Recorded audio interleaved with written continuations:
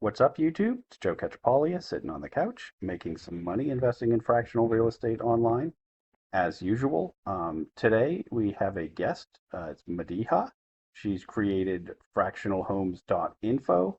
Want to make sure it's clear to everybody watching this. At the moment, this is a work in progress, and we're doing this video to get some feedback from the community, to share what's going on so far, and to introduce her. She's been a lurker in the Discord, but welcome everybody to talk to her a little bit more. If she and also Madiha, if you want to jump in and talk on there more, I'm inviting you to do so. But yeah, say hi to the community. Thank you. Thank you. Thank you, Joseph. It's been actually a pleasure just watching you progress and seeing your interest in fractional real estate. I think it's been part of why I've been so inspired. So I definitely want to thank you. And I know we've had a couple of conversations, and I've definitely been lurking on the Discord channel. And thank you again for letting me be a part of that community. It's been really fun. So a little bit about myself. I am a real estate investor out here in California, and I've been investing for the past 12 years now. And I basically am a pharmacist by trade. So that's kind of where I kind of got the income to be able to invest. So I feel very lucky to be able to have done that because my parents were investing in real estate growing up, and I always saw the outcome, like a positive outcome from them doing that, Hmm. especially now that they're in their retirement phase.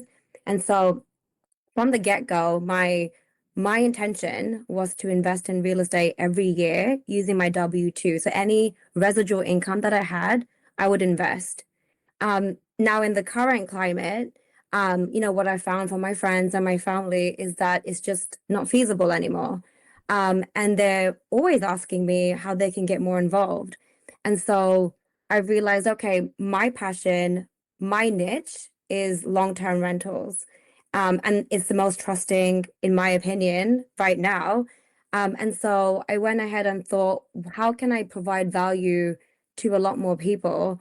And so I built out this very thin MVP, just looking to see what, what type of feedback I receive and if it's something that would provide value to others.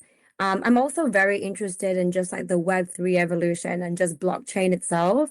And it's myself and actually my husband. My husband's not here with me today, but I would love for him to come on at some point. He would be basically the CTO of this company. Should it go forward, he would be our CTO because he's a software engineer by trade, and he is also very passionate about, I would say, the tech stack, more so than the real estate itself. So I'm more on the real estate side and the more community side of it all. But this is just a very thin MVP. And all I'm looking to do at this point is to gather some feedback as to what you enjoy, what you don't think will work, and if it's something that would help you create wealth. Right, and let me just interrupt you real quick. As far as, I know for all the tech or startup people that know what you're saying, but for everybody else, explain what you mean by a thin MVP. So like it's just, well, I the way that I look at a thin MVP is Like, I think some at its people probably simplest don't form. even Like it's know. yeah, oh, I know what you mean. So it's kind of like a minimal viable product. So it's something that this is not completely built out. So Mhm. it's not going to be a really fancy website where you have all the bells and whistles. You're just going to see the bare bones of what you'll be investing in potentially. Again, this is not like any type of like financial advice. There's no like attorneys involved at this point. It's not SEC regulated at this point. All I'm looking to see is just interest. And so when I say thin, I just mean the bare bones Mhm. and it being the minimal viable product to see if this will help the communities that we're trying to kind of help and provide value for. So that's kind of what I mean. And so, I appreciate that because I think, a lot of times, and I'm very guilty of this. I use a lot of terms or acronyms, and people don't always know what they mean. So whenever I hear, like, that's one I'm familiar with, but I think a lot of people just wouldn't have been. I do want to ask you a little bit about you said you've been investing for 12 years. You're in California. right? You have the properties I see on your website so far are in Oklahoma and Alabama. I think when we talked, you had mentioned you've been an out-of-state investor for a while. But how did that come about, and what markets are you in? How did you choose markets? Yeah, so I would say that California was probably, I lived here. So I lived in California. I actually didn't know any better. And so being here, I've seen what it's like to be a California investor. And, no offense to anybody else who's investing in California, but it's really tricky in that in a good sense that renters have a lot of rights and that's all well and good. But I think from an investment perspective, um, appreciation is awesome in California. Appreciation is great. But what I've seen with at least the two states that I'm kind of looking at right now, which is like the Alabama and Oklahoma, is that I think it's a lot more friendly for our landlords. Hmm. And then not only that, like the newer builds, which I'm kind of focused on these three properties at least, is that they're affordable and the numbers make sense. Right now, if we're trying to move into fractional into California for residential single family, I think we would struggle to bring in that yield that we need to build wealth for anyone who wants to invest, especially in the short term. Of course, if it's something that your channel would like, because I'm familiar with California, we could also talk about that. But it would probably mean that the average investor, which it would be my audience, they would have to wait. They would have to wait, and they would likely not be seeing much yield, if any.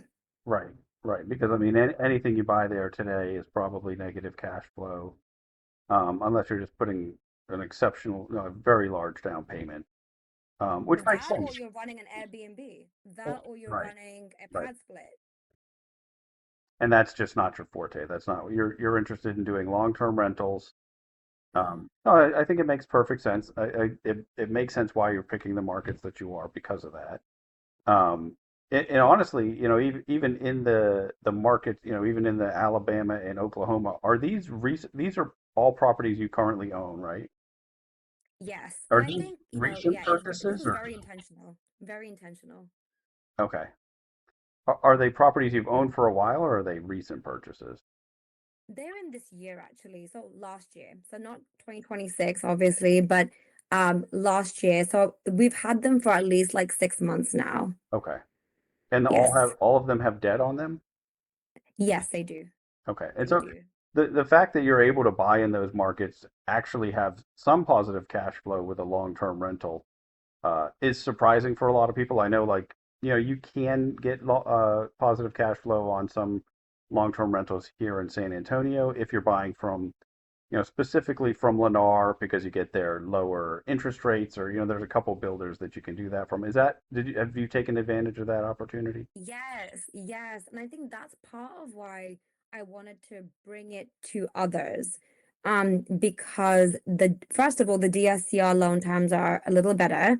And then the relationships that they hold um with loan companies seem to be a lot more I would say buyer friendly currently. Hmm. And then not only that, property management is something that they include as part of at least for the first year. The companies that we're kind of like working with currently, they actually do offer that property management as like free for the first year, which I think is also really beneficial when we're trying to get our renters in. We're trying to kind of stabilize the property. And then in the second year, we can think through what we want to do with property management.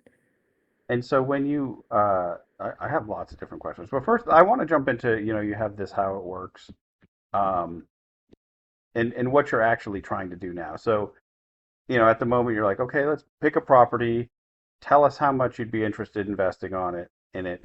And at the moment, I can't go on your website and buy a token in a property, right? Right now you're saying I've got these properties. I'm looking to see, does anybody interested in investing in these? If I get enough interest for it to be worth it, we'll take that property, we'll then move it into an entity, I'm assuming, tokenize that, the ownership of that entity, and then that this is what you're imagining, right? This is a a hundred percent. beginning, like okay, A um, 100%, 100%. And you know, the second I would say the second rollout of this would mhm, be others.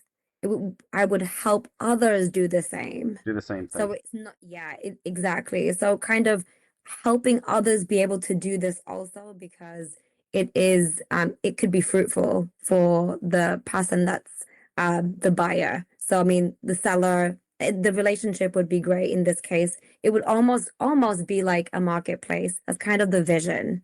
Okay, and so and I know you're familiar with some of the other platforms. So this would be you're thinking most, I mean, not necessarily with how they operate, but in theory, most like Lofty, where I would other people can I bring a property to the platform, sell some equity.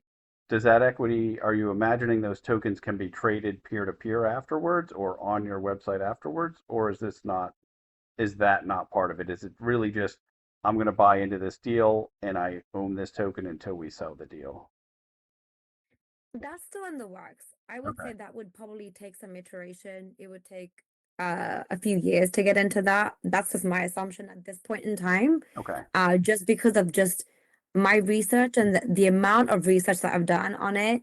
Um, you know, this is kind of like a year in the making. It's not just like over a weekend project. Right. Like I No, would I say know. It's it's quite a while taking. back that we talked about it for the first time. Yeah, it's been a while. And some of it is realistic, and I definitely don't want to offer um uh, to I would say the more novice investor those type of options until they fully understand what they're getting themselves into. Hmm. And so I think at the beginning it would be as simple as let us help, handhold you through this process, ensuring that you actually have the right price for your property going into the marketplace and knowing what your returns are going to look like, and then the returns that you're offering your investors. Right. That way, it's I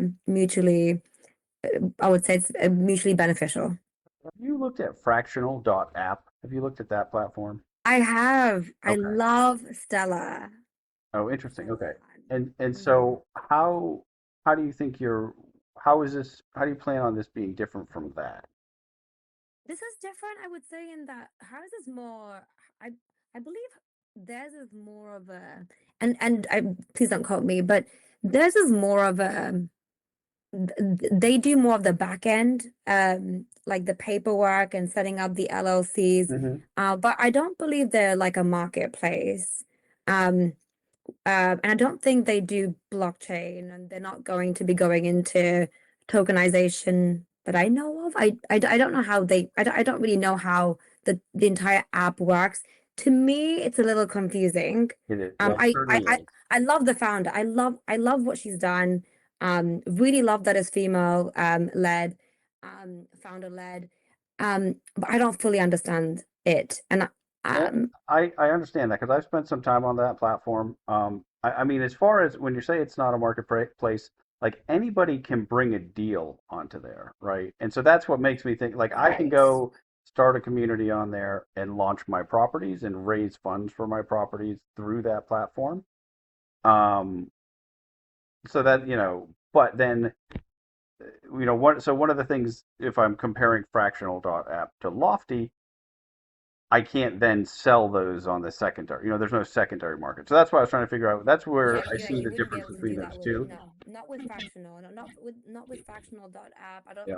I think it's called fractional dot app, but I don't believe they do that. But so you I keep would kind of yeah. sitting somewhere in between those two, right? You're not at least initially not planning to have the secondary market.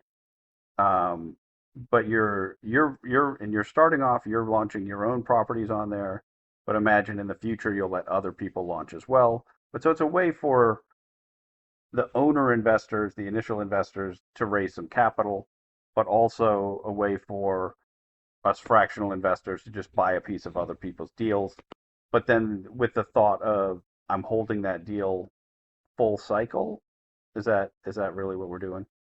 I Okay. would love to see that. I would love to be able to have an educational piece to it whereby we we continue to understand real estate for what it actually is supposed to be, which is Hmm. you do need to hold it long term Right.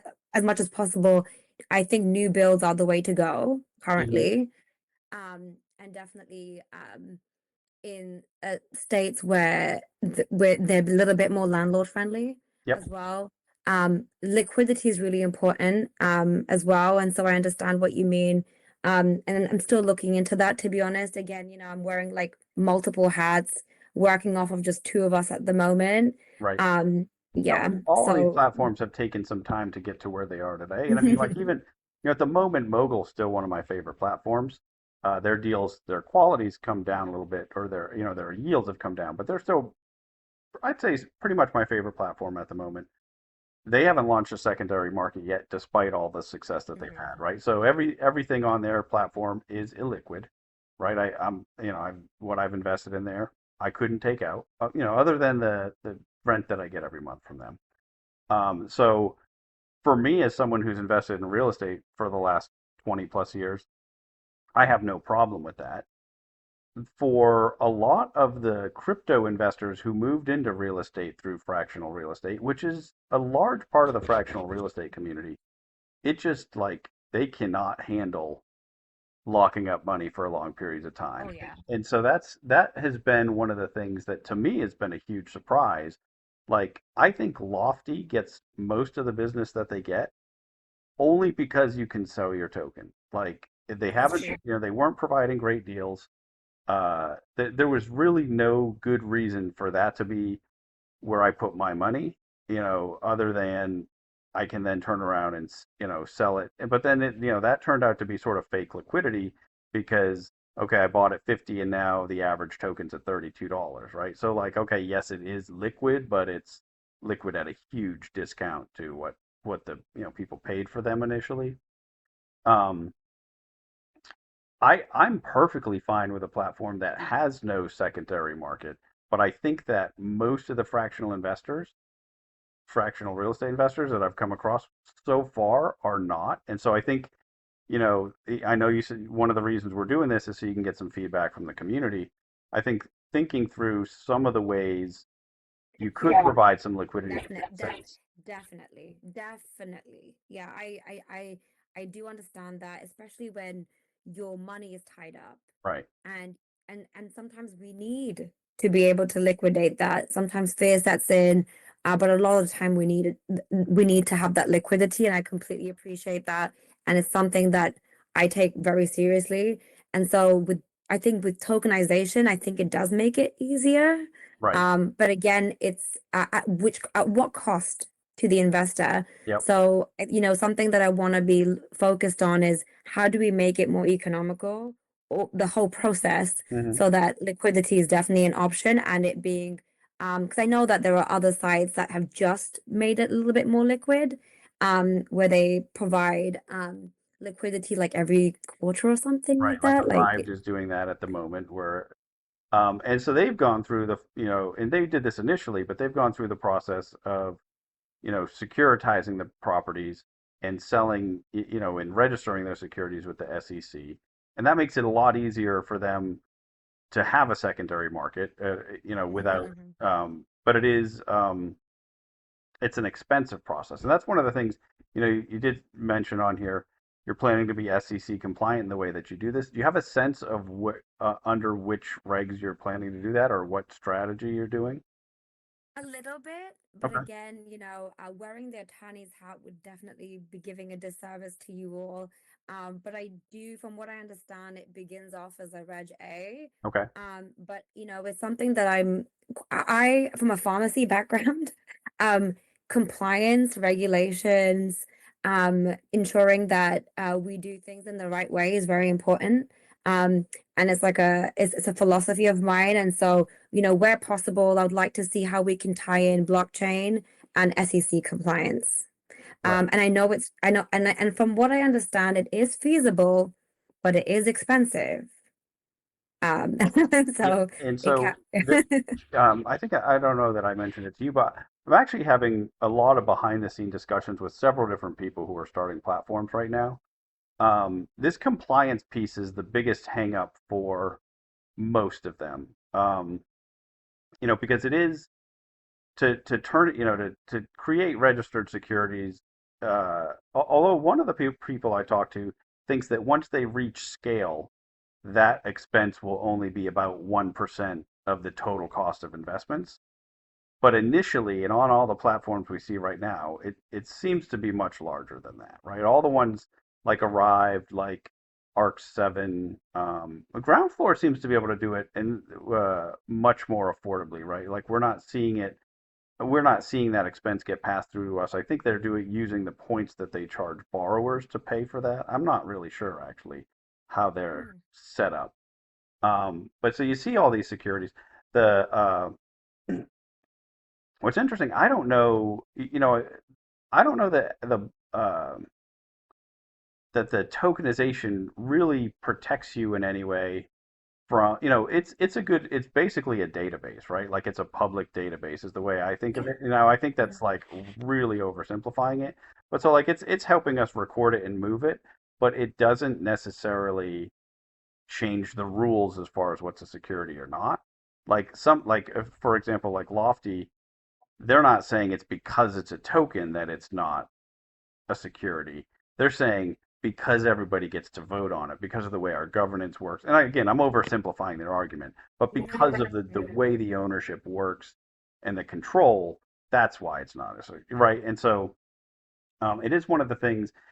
And so when I went through your site initially, my sense is that you're sort of right now you're getting interest, and then it's almost as if like you're using this, and then you would just go and do like a regular, like you're doing a like a syndication on an individual syndication of each one of these properties, right? You're just going to take it just like how a syndicator would, but maybe selling smaller pieces.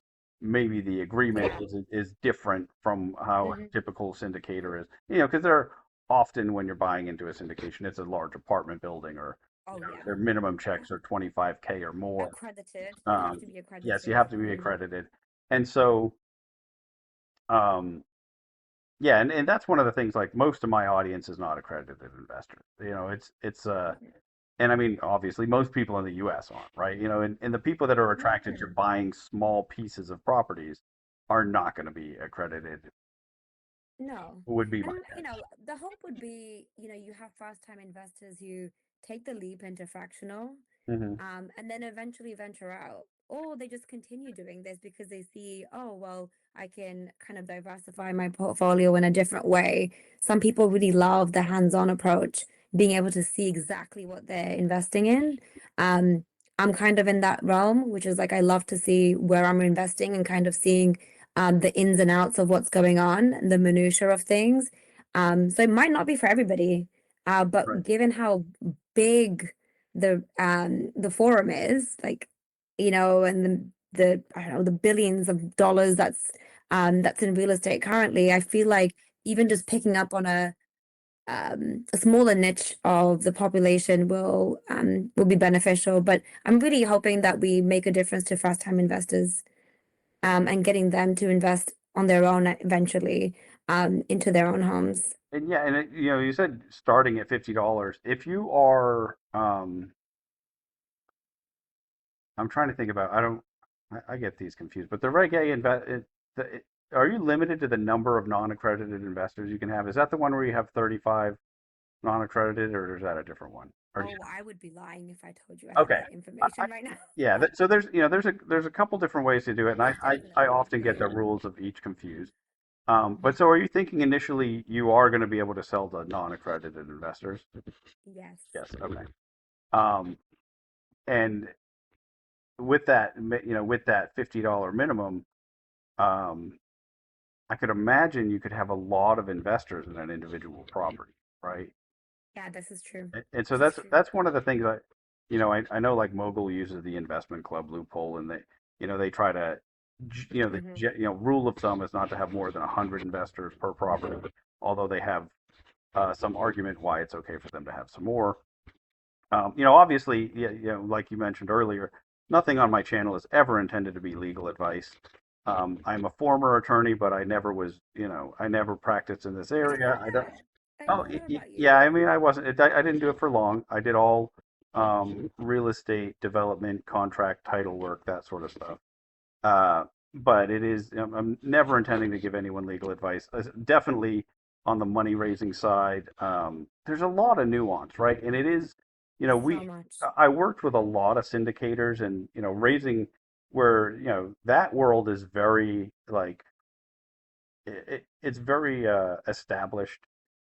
And I think that honestly, you you know, uh, depending on how you go about now, you have to be careful, right? Because like, okay, you're looking for interest for properties.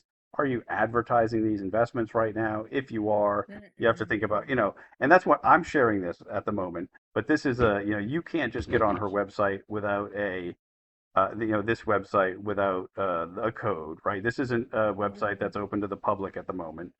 So I do want to make that clear, even though I'm sharing this. This is talking through the website. This is not offering you these individual investments. mm-mm. Um, yeah, I should have made that clear up front when I started talking about these.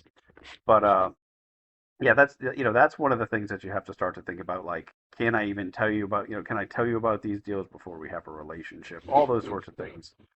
Uh, Yeah. but I actually we'll get away from that for a little bit because I think it's that's something that obviously you work out with your attorneys the way that you're actually Exactly. presenting Mhm, this. mhm, But I mhm. want to talk to you a little bit about the deals that you've put forward.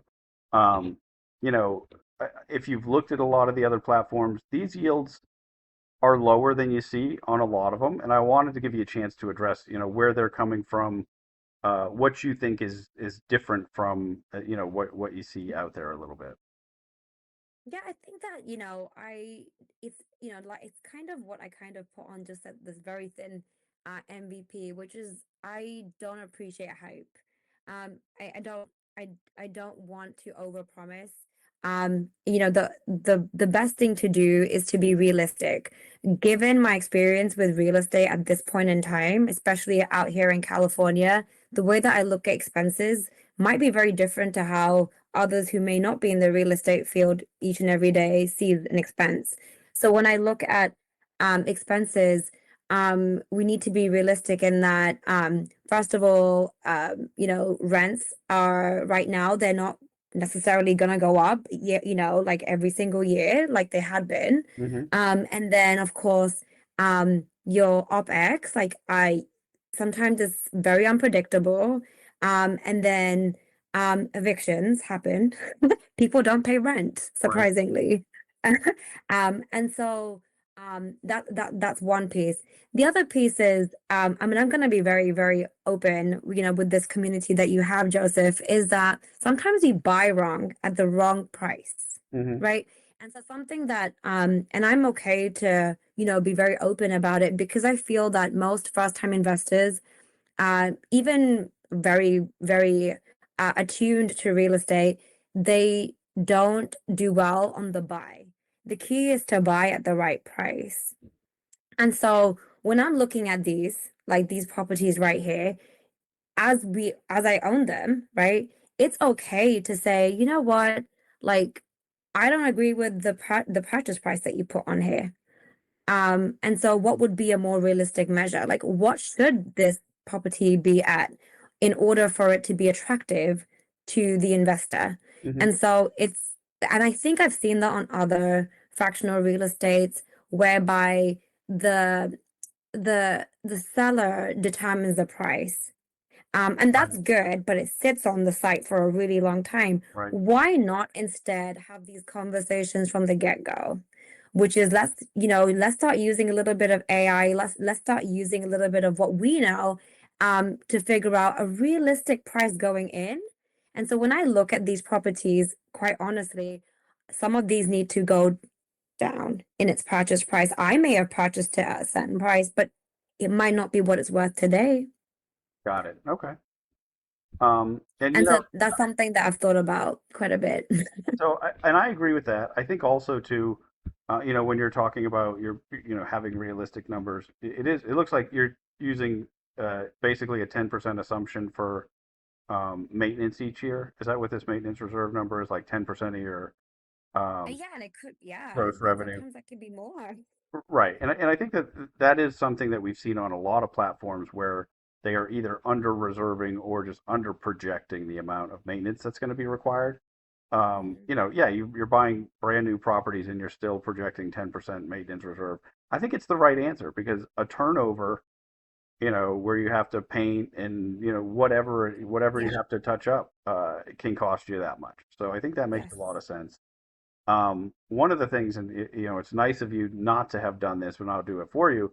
Some of the platforms that are just telling you what a yield's going to be, it's just not going to be that yield, right? Like some of them are advertising deals that we're going to get 5 years down the road and realize maybe they gave you that yield the first year when everything was perfect, but that was not your average yield that you got. Um, but I think also too, and we talked about this a little before we get on here, it's a different business plan, right? You're doing all long-term rentals, and so you're not Mm-hmm. going to see like the type of yields that you're getting on Mogul where they're doing short-term rentals and pad splits. Now, No. the difference with, when you compare to that is you're also not getting um, the business risk that comes with those two plans and the fluctuations in income that comes with those two strategies, right? So you're providing it's a different product. You're looking to sit in a different niche than what they're doing. Um, and also too, and I think you started heading in this direction with it.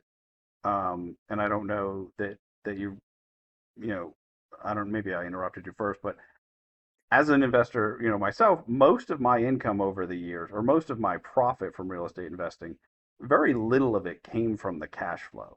Like I want a property to cash flow so that I can hold it forever. But almost, the vast majority of the returns I've made have come from appreciation of the properties over time. Mm-hmm. And a Mm-hmm. lot of Mm-hmm. people will say, oh, well, that's because of the time period. But I started investing in 2005. Mm-hmm. That's even true for the properties I bought before the 2008 crash. Wow. And even some of Mm-hmm. those that I sold, in the mid teens, like the 20 teens, I made way more on the appreciation over that 10-year period, including this huge crash in the middle, than I did on the cash flow. And so it is something that I think, especially for like the plan with long-term rentals is buy them in a way that, I mean, this has been my plan with it. Buy them in a way that you can hold it forever, and then just let the market do the work. And at some point, you're going to get the appreciation. Now, I don't think that's how it hasn't been the typical investor on most of the fractional sites. Most of them are sorting the properties by yield, picking the highest yielder, ignoring, and especially like if you look at what they did on Lofty, ignoring the multiple layers of risk that people put onto those properties to get to those crazy yields. I mean, like Yeah. some of them, um, I mean, were just absolutely absurd in the way they were structured, with rent credits, with somebody else paying the mortgage in order to create this inflated fake yield.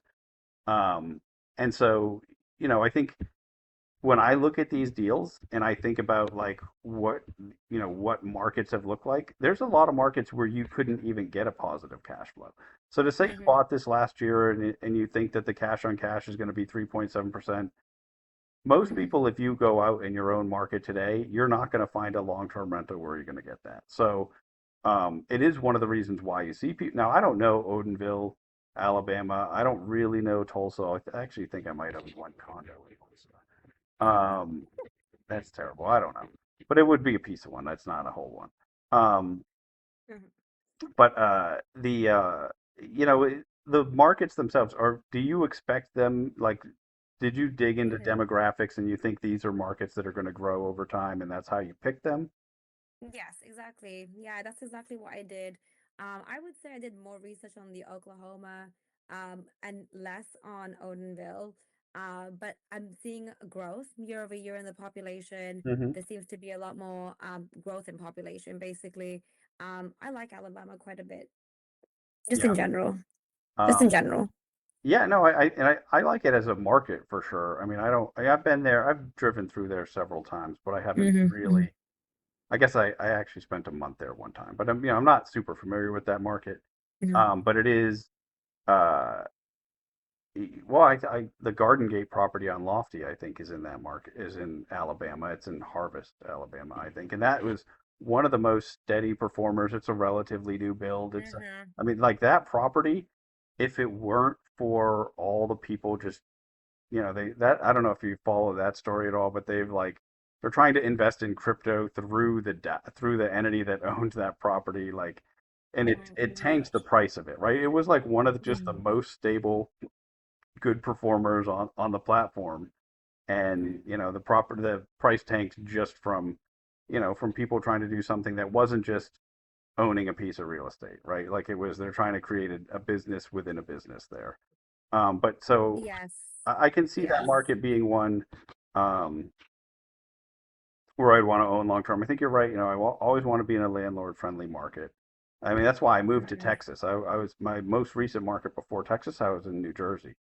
I hate owning rentals in New Jersey. Like, they make it virtually impossible. I mean, people do it, but it is like, you can have an eviction that takes 6 to 9 months sometimes, and that's not even like with a really savvy tenant. Like, if you can have a savvy tenant, that will just prolong it forever. Where we just don't run into that here in Texas. Like, we have, and some of the cities are different. I think in Austin they're starting to implement a little bit more.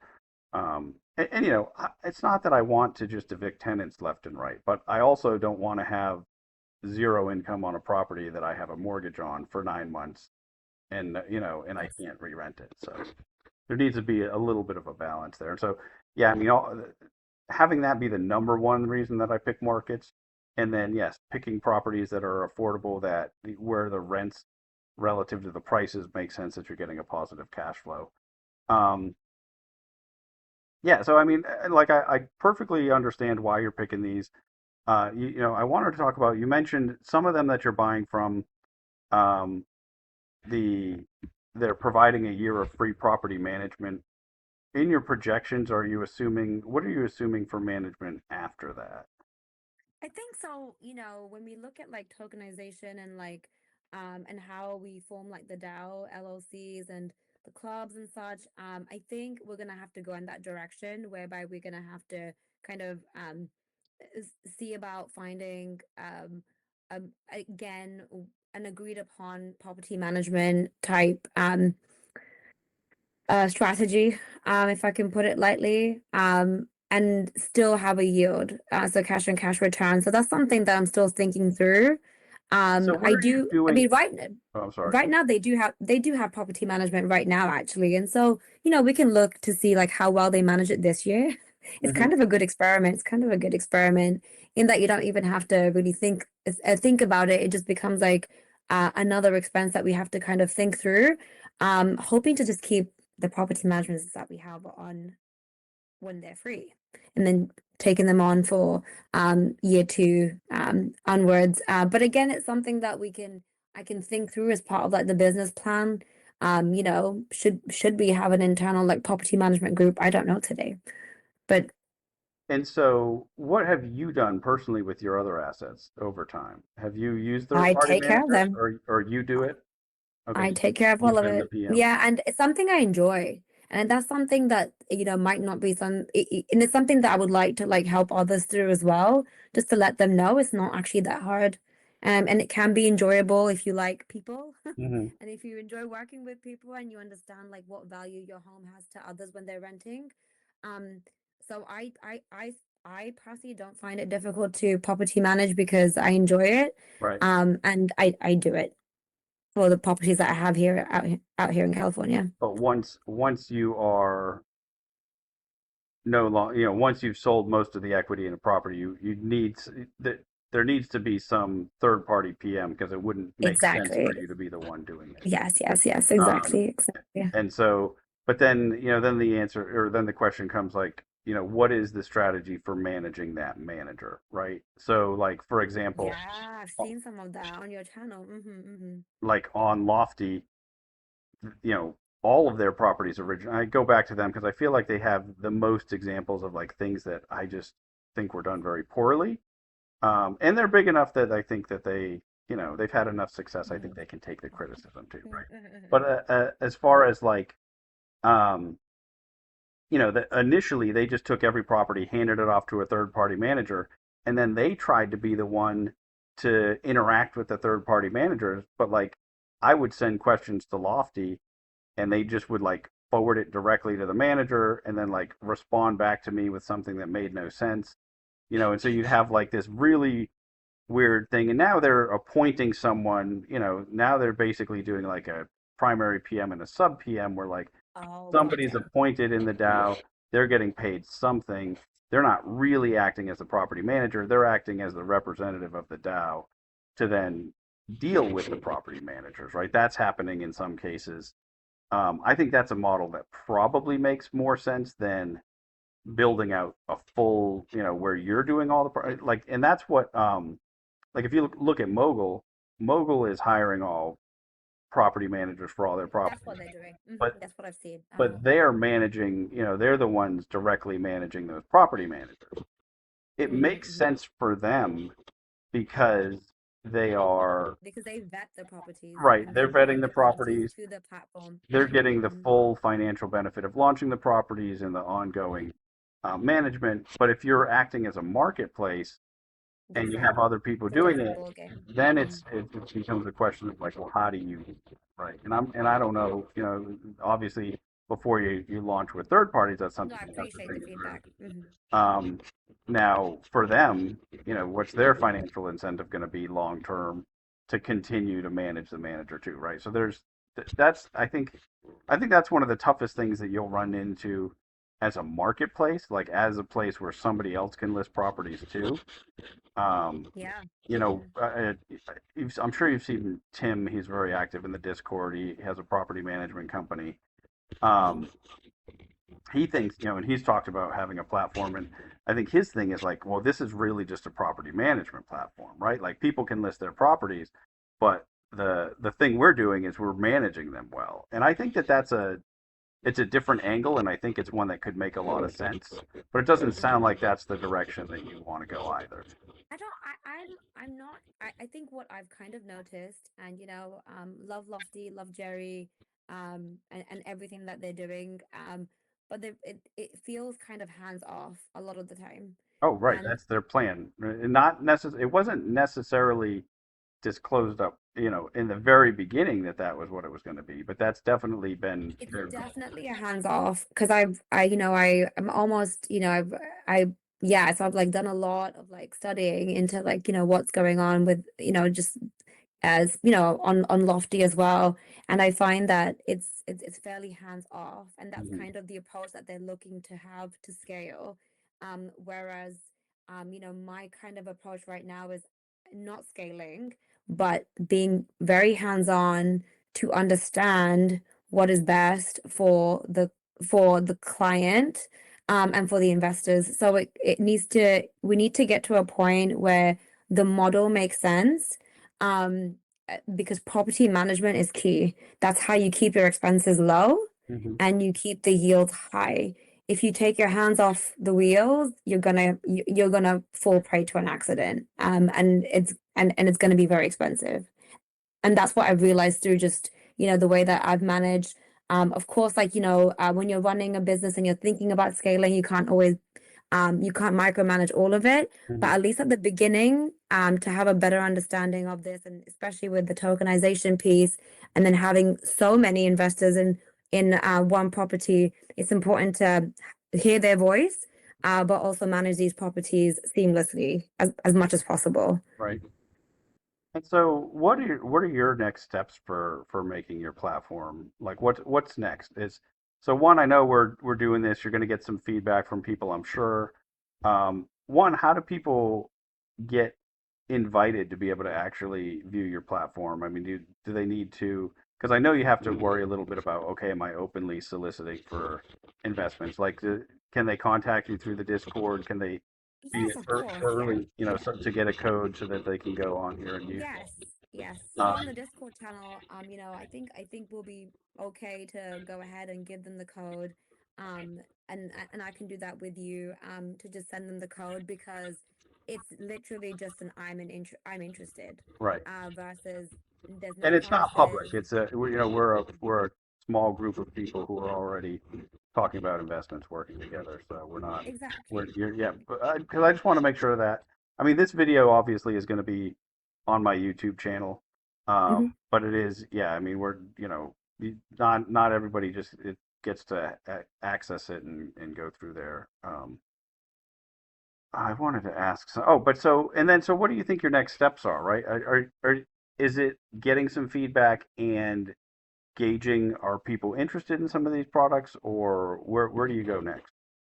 I think it's going to be gauging the feedback, seeing if this model is appreciated. I love it, and I think and I think that others would like it too. But that's the whole point of an MVP. You build something out, and you gauge the interest.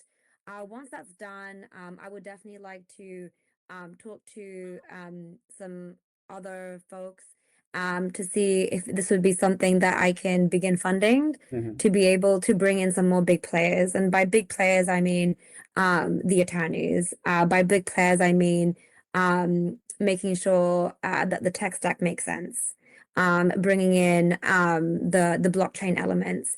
And then my plan is to tokenize at least a few of these properties, if not all three, if we can, with Hmm. the funding that we receive, and get this rolling. And then the marketplace will build out if it makes sense, and then continuing to get that feedback from the crowd to ensure that it's all working out properly. Okay. Okay. I know we've been talking for a little while. Is there anything else that you wanted to share about this, or questions you have for the community that you'd like to put out there? Yeah, just, I am looking to see, gauging their interest. I have my own website too, so it's madihakhan.co. And Joseph, I can send that to you later as well. So it's madihakhan.co. So And then I'll post this video once it's done in the Discord, and if you want to just reply, I'll just do it in the general, and if you just reply perfect. underneath with that website, that'd be great. Yeah. That would be awesome. And then they'll have that code as well just to go in and get engage that interest. Something that I've been kind of beginning to do is write a little bit more. I enjoy writing about real estate too. And so when you go onto my website, you'll get an interest in if you have an interest in it. I do post a newsletter as well. And so planning to start like actually writing, not using as much AI, but ensuring that we have some clean writing out there about fractional real estate. So that's something that I would love to also um, post out for your community. And so it's madihakhan.co. If you're interested in, receiving that newsletter, planning to send that out twice a week as well. And that's it really for now. So, okay, well, I appreciate you Yeah. sharing this. I'm hoping to do this a bunch this year because there, like I said, I mean, it's a very fast growing community. There are a lot of people out there that are have experimented with some of the current platforms and have found them lacking, all for different reasons, right? And so, one, I think there's room for a lot of different, like, so for example, I think there's room for a platform that is exactly mobile, but is only long-term rentals, right? Like, there's some people who just don't Oh like yeah. the idea of it being a pad Mhm. split or a short-term rental. And so, like, that's almost like what I think was thinking you were going to do, right? Like, you're just curating it, you're picking all the property. I didn't realize you were going to thinking going in the marketplace direction. I thought you're just It could be taking your a stuff, hybrid. It going could be that. a hybrid. I love finding properties. Like that's also something that I thrive on. But thinking through just like the business strategy and thinking through how I can bring value to the community when I think Mhm. about the tech stack, I think it makes sense for it to be a marketplace today. Right. Interesting. Okay, great. Well, I appreciate you taking the time. Um, and yeah, like I said, hopefully we get some good feedback for you in the future. You're welcome to come on again. But also, I know you mentioned you're a lurker in the Discord. Please feel free to really engage more.